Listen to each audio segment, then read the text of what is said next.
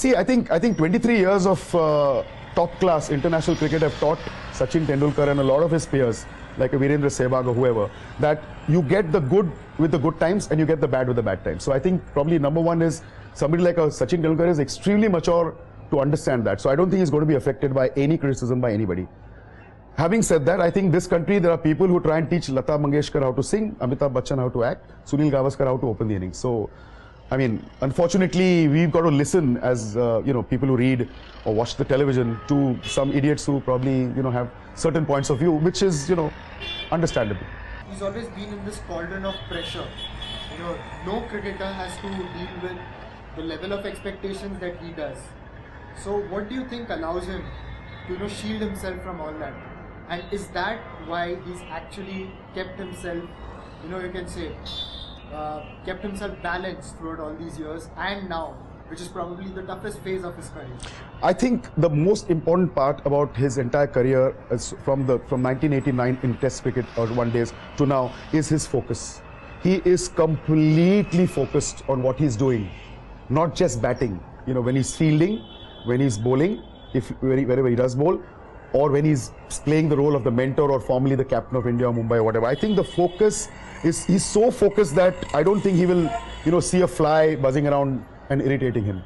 It's that famous Arjuna, the arrow, as in the focus is so much that it's something like that. I've seen other great Indian cricketers like Mr. Gavaskar, who was so focused when he went out to bat.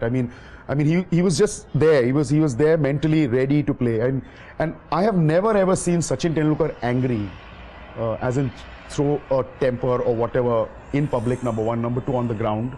And he's so calm. He's so serene. He's the real Buddha to me. And he's really the Buddha. People call Arjuna Ranatunga the Buddha, but to me Sachin Tendulkar is the real Buddha. Never seen him angry. He's lost matches he could have won himself. Teammates have let him down on occasions. Things have happened, gone wrong. Maybe the wrong kind of players were given to him as a captain, or maybe people didn't back him as they did. Whatever happened, he's got a duck.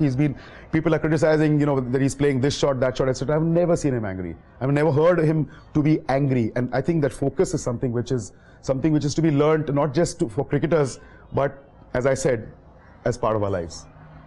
So you just spoke about his incredible focus and the fact that he's in, these things do not shift his love for the game or whatever.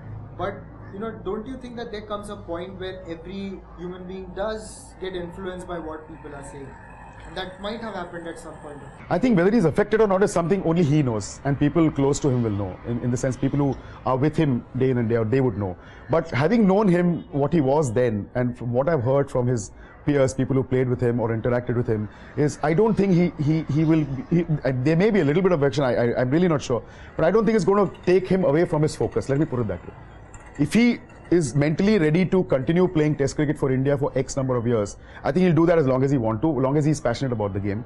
It's not the money, because the lucrative thing is your one-day internationals and T20s. But he'll continue playing for India as long as his mind and his, his whole, what shall I say, as long as he's still very, very passionate and knows that his body can carry that passion.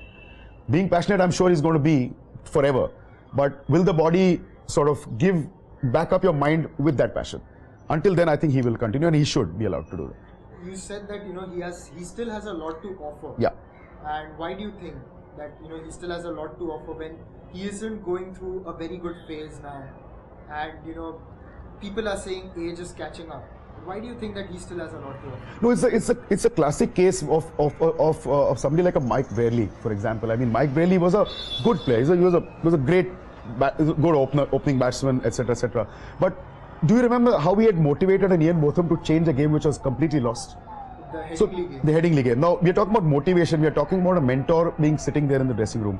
How would a 18-year-old young cricketer who's walking for the first time in a state dressing room or a national dressing room feel when he sees somebody like a Sachin Tendulkar sitting there? Can you imagine the kind of aura, the kind of inspiration that is, see him prepare his kit, see him get ready for a match, listen to his point of view when the game is going on, we should do this, we should do that, etc., etc. That is the kind of inspiration which I don't think anybody else but a Sachin Tendulkar can give today, in today's day and age.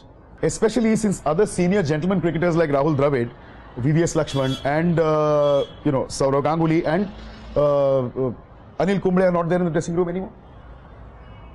So That's how you. I mean, I think his mere presence is inspiring. When he walks into a room, you can probably feel some kind of electricity there. He's got that kind of presence. It's like not just like it's like a rock star. You know what I mean? Yeah. Like you're a rock star. You just exude aura, and he's got that kind of a